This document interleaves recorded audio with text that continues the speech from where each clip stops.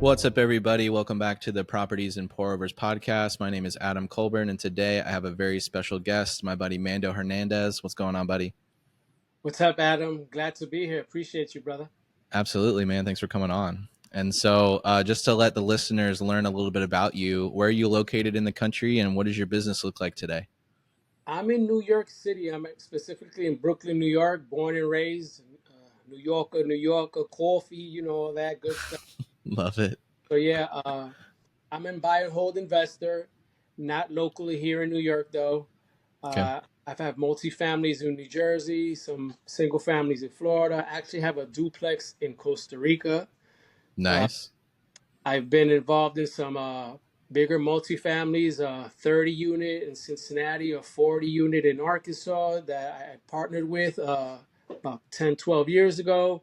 We Okay. exited those about 4 years ago, 3, 4, 5 years ago, had an exit on those. And Nice. now I'm just looking to extend my portfolio down in the Dallas-Fort Worth area, Okay.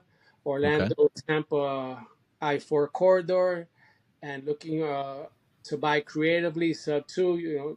That's kind of why we buy, right? And Absolutely. another lane that we're focused in, and I'm looking for opportunities to link with people who can bring me deals. I love it, dude. I love it. And so, I mean, you've been in the game for quite some time now, in the Yeah. buy and hold game. Love it. So, what did life look like before real estate? Like, what brought this about? Did you have some family members that kind of spurred you on the journey, or did you just kind of stumble across it? Tell me a little bit about that. Yes, I did. My mother was the influence in my life in regards to real estate. My mother passed Okay. away 6 years ago. I have a story on that as well. She was the impetus for me being in real estate. She was an investor. She always had had that immigrant spirit, and she was very wise, very savvy, very hip. So she always was interested in investing, making a dollar out of 15 cents, kind of. Sure. And but my dad on the other side had a lot of limited beliefs. A lot of it was driven by fear. Yeah. So that mission kind of clashed, right? Sure. It could be what's called the dream killer, right? Someone can kill your dreams, right? Yeah. But she didn't let that happen. So what she did, she would invest in Costa Rica. That Okay. was where she was from. So most of her family was there. So she would create opportunities there we would go every summer when I was a kid. And my father again had all these fears and he hated to fly. So Mm, he knew these things. So she said, "Okay, I'm gonna create all these opportunities under your nose, and not even in a bad way.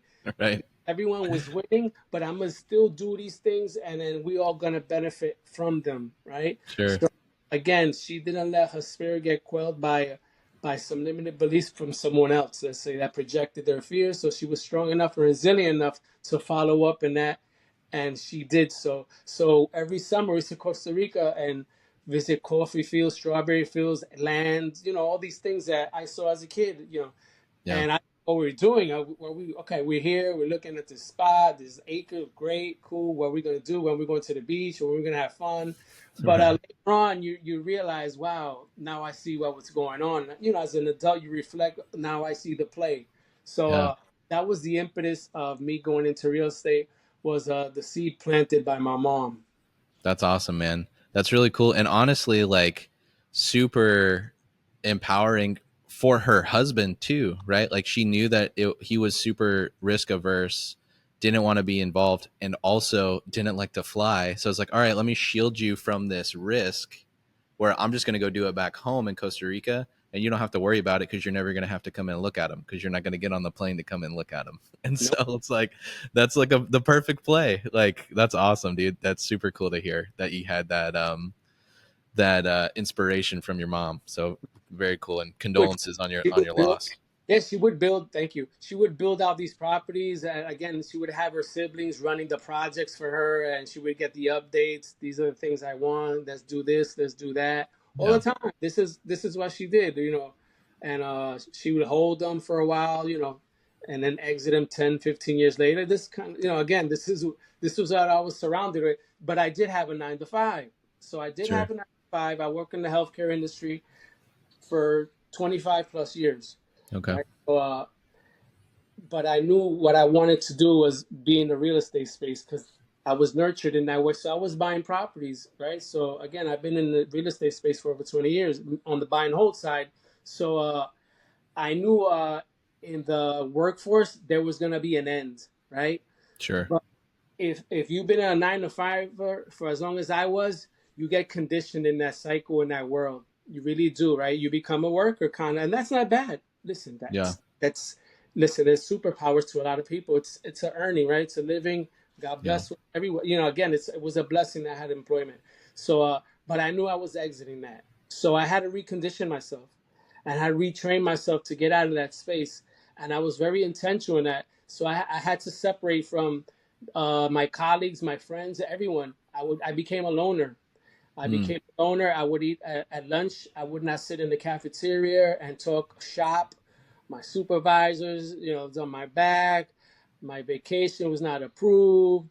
All these mundane things that you encompass being a 9 to 5 employee, right? And I Oh didn't yeah. want to be part of that water cooler talk. I knew I couldn't be in that space any longer, so I Sure. separated myself, right? So I would sit by myself outside in the park when it was warm here in New York, or in the library in the winter times. Uh, I would again listen to ebooks, just listen to podcasts, stuff like that. Just Sure. again, reconditioning myself. I used to take the subway, and in the subway, New York City is a rat race. If you live in a big city, especially as New York, everybody's Yeah. on the move. It's on the move. So I knew I had to stop that as well. So this is how I kind of started my train I used to get on, it used to take me all the way to the last stop, right? So in the last stop, you connect to another subway. So once you get to that last stop, everyone's kind of rushing to be by the door to rush Right. out to go to the next destination. And I was one of those people, right? So, but I knew I had to get off of that. So what I did about 3, 4 years prior to me leaving my job, I said, you're going to be the last one to leave this subway train, Mm. right?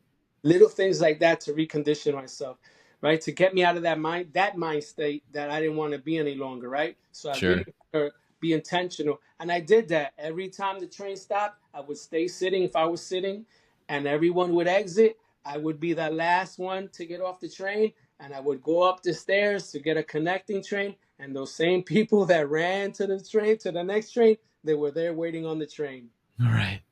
right? Yeah. So Hurry up and wait. Right. That's the old That's adage. exactly Yeah. the that's exactly the term. So those are little things that I did to recondition myself to get me out of that space, and it That's worked. awesome, man. Yeah. Well, I mean, the golden handcuffs are so real, right? You hear about it all the time, and it's just like that risk of the unknown. Like, am I going to be able to make enough to offset me leaving this job or all these benefits or whatever? And it's like, are you willing to bet on yourself or just be another number on this spreadsheet? Yeah, Because like when times get tough for that that business, they're not gonna loyalty means nothing in the corporate world anymore, right? Like you're just a number. And so you might be there 20, 30 years, but you're still getting chopped if they need to hit their bottom line. And so it's like happens. I value myself and my family. Like I want to be able to make that decision. If I want to go to work today, I'm going to go to work today. If I don't, if I want to sit on the couch and watch cartoons with my kids, I'm going to do that because I'm the business owner, right? Nobody can tell me what to do in that space. And so, but it takes a lot of discipline, a lot of reprogramming, like you're saying, to get to that point where you can be confident in taking that next step. So that's super cool, man. Yeah. Um, so, I mean, obviously, you've been investing for quite some time. You had the blueprint from your mom on like how to do it successfully, but I'm sure there's been some roadblocks along the way. Can you tell me about like a specific situation you got in or something that kind of went haywire when you were first getting started that you can kind of share some learning lessons with the listeners? Um, I have a lot of stories. I have a lot of I'm ones. sure. Uh, but just in the beginning, I bought a property down in South Florida. This is 99, 2000. Okay. Young guy.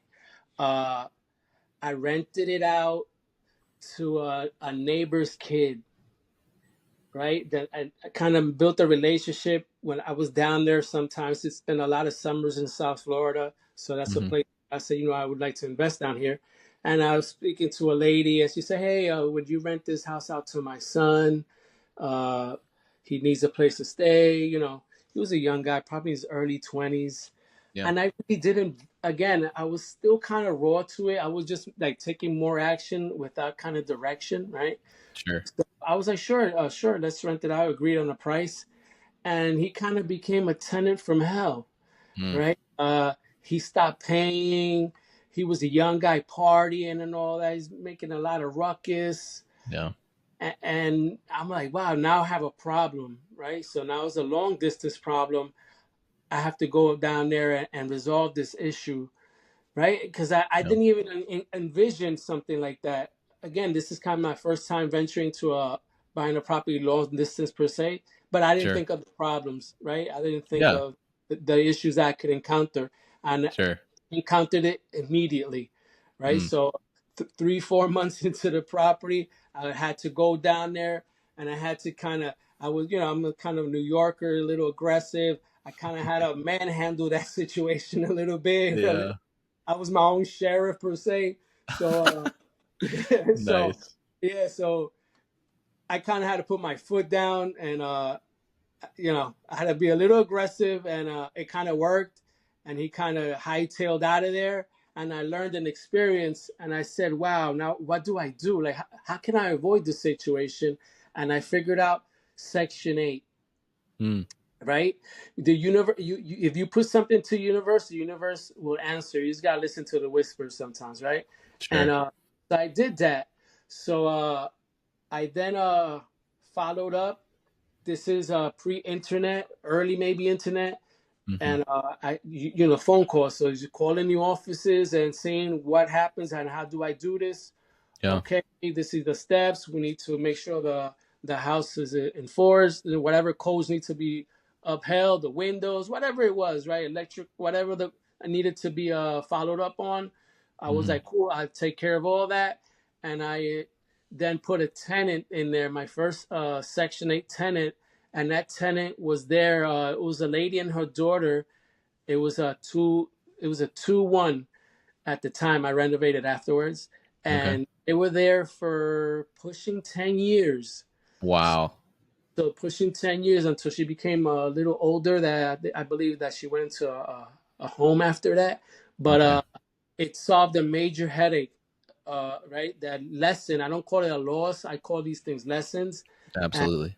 and these lessons, if you put them together, they turn into a W. They turn into a win, right? Yeah. So I try to That's always good. be optimistic, right, and look at the brighter things, especially in business. You kind of have to be that way. You're looking for the bright side. How can you repair this problem? We're problem solvers, right? Absolutely. We do. So yeah, that was a relief off my shoulders, and it lasted 10 years, and I learned something. Right, I said, wow, Yeah. I can do this to other properties, which I did, and I can sleep at night without having issues. And if a Yeah. tenant acts up, I know I can leverage their voucher against them. If Mm. they act a certain way, I knew then I had a certain power as well, right? Yeah. And I realized that with other tenants growing in that space, that I figured out, wow, they need that voucher, right? So if they do act up, I know I could report them, write certified letters to the Right. off, things like that, that I know I can leverage their behavior in a way that they don't want to be kicked out as well. And those situations Totally. hurt as well. Yeah, dude, that's so good. Well, I think there's a lot of misconception along with Section 8 where people think that those are like the worst tenants to get. And I'm like, dude, it's backed by the government. Like it's a privilege that they get that. Obviously, they're in a certain situation to be given that help, but it can be taken away from them. And there's a lot of people waiting in line to take their spot.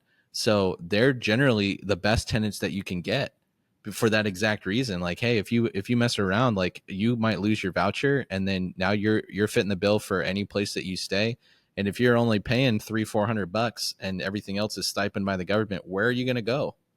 And so it's like this is your best option, man. Like you need to kind of cross your T's, dot your I's, make sure everything's cool, and so that it sounds like it was a perfect situation for you. You didn't have to deal with any of that nonsense with the tenants when you got those that mom and her daughter. So that's awesome. Yeah, I was very fortunate in that way that I didn't count on, Section 8. It could be stigmatized. People we think these people are rowdy or whatever it is. But Yeah, again, I had a great experience from the beginning, so I had a positive outlook looking forward as well, right? I didn't have, sure. let's say, attendant from hell, and when I did have attendants from hell, another attendant from hell's, uh, I knew how to deal with it. Kind of, I had a baseline. I knew what, like I said, leverage their voucher against them. Little things that you could ship them up or ship them out, basically. Yeah, totally. Well, and you had the systems and processes in place at that point that you knew how to kind of go through that, be more efficient. You're not just running around like a chicken with your head cut off, like, oh my gosh, what am I going to do? I'm going to get this person out. Like just reacting to the situation rather than being proactive. And Yeah. so that's awesome. I love that. Um, okay, so obviously we're running in similar circles. We talked about this on your podcast that we did earlier, that we're in the owners club together, and Right. we're all pushing after some big goals, right? We're calling them the Mount Everest. A goal so big for you to attain, you're going to have to do it with other people. And so, what is your Mount Everest? What is your big goal that you're trying to chase the next 3 to 5 years? Yeah. I don't know that 3 to 5 years is gonna be a reality. I say even 10 years, right? Even a bigger time frame to Okay, think of even bigger, right? sure. Uh, I saw our mentor Pace. He has 300 single family homes that he's done creatively, right? Hmm. And he's the master of this space, the total master, right? And Absolutely. I want to help 1,000 people that need affordable housing who have been unfortunately priced out of this market due to rising costs, inflation. Salaries are not going up. Yeah, Everything goes up but their salary. So people are struggling, right? So people used to sure. get married even more often than they do now. There's actually more single people now than before. This generation, they're kind of more of a loners, right? They're Right. married to social media, let's say. So I'm trying to skate to where the puck is gonna be, right? As they always say, right? Wayne Sure. Gretzky say. So I want to help 1,000 people, and to help 1,000 people, I need to get to 200 single family homes where I can provide home rooms for sober living, co-living, affordable living spaces. Break these houses down into 5 to 7 bedrooms, where then I can cash flow $100,000 to $150,000 a month and repurpose that money back into that machine and that system to then recreate these opportunities nationwide to as many people as we can. Right? This is a mission, right, that we're undertaking. Right? Absolutely. It's actually bigger than us, and that's why we're working together and teamed up to actually change the world in the real estate space, and we're actually doing it, right? We're Yeah. actually in the inception stage. We're actually in the beginning that hasn't even taken hold yet. We're literally Oh yeah. in the we're straight baseline and straight. We haven't even reached critical mass innovation. We haven't. We will get there, right? We Oh will yeah. change the game and we will change the industry. Mark, Absolutely, brother. what Yeah, we're it's doing just the beginning. It's going just the beginning. It's exciting to see. it's going to happen, and we're the forerunners of this, and we're the tip of the spear to make these things happen. As we spoke on my podcast earlier, government's not going to solve these issues. We the people are the ones to really solve these issues, right? We the For one sure. that take the bull by the horns and take action to kind of solve these issues that our great country is going through sometimes, right? And we're Absolutely. wants to do it, Yeah, man, right? that's so good. Well, and it's like that old saying, right? Like if not you, then who? And so like we have kind of taken that mantle upon ourselves as owners, what we're calling ourselves, but like just business owners in general, like the marketplace has to respond to these problems. And so we're kind of on the forefront of that, and it's having a mission larger than yourself, something to kind of push for and have that purpose in your businesses, I think is huge. And so excited to see what we can do together with that, brother. That's awesome. Yeah, it's Um, a big goal, and we're going to do it. absolutely. Yeah. Lofty goal, but shoot for the moon and end up in the stars. Right. So I love it, dude. Well, awesome. So if somebody's watching this right now, they're seeing what you're doing. They want to send you a deal. They want to partner with you in some way. Maybe they have some capital they want to place in one of these buy and hold deals. where can people reach out to you? You got social media handle, or you want to give them an email or phone number? Like, how can these people reach out to you? My Instagram handle is Money Making Mando. So that's again Money Making Mando. That's on my Instagram. And I'm gonna take off this hat and I'm gonna put on my other hat, which is my YouTube channel, which is called The Real Estate Deli. I'm a New Nice. Yorker, so it's a play off the deli world here in New York, and that's kind of where you can reach me at in YouTube. Uh, I'm there now, very active on these social media platforms. Again, it's the business card, right? It's the new business card is where you get your message across to people, where we can connect at a bigger stage, and we can be able to create opportunities for ourselves. So this is kind of where you can reach me. Money Making Mando in Instagram and the Real Estate Deli on YouTube. Love it, Reach dude. out and touch someone. I'm here. Love it, man. Love it. Love the branding. That's awesome.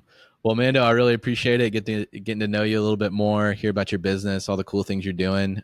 Thanks for taking some time and chatting with me today. Anytime for you, brother. I'll see you in Boston. Sounds good, man. Sounds good. Oh, Well, all no, right, everybody. Thanks for watching. Make sure to like, subscribe, all that good stuff. Until next time, we'll catch you on the next one. Peace. appreciate you.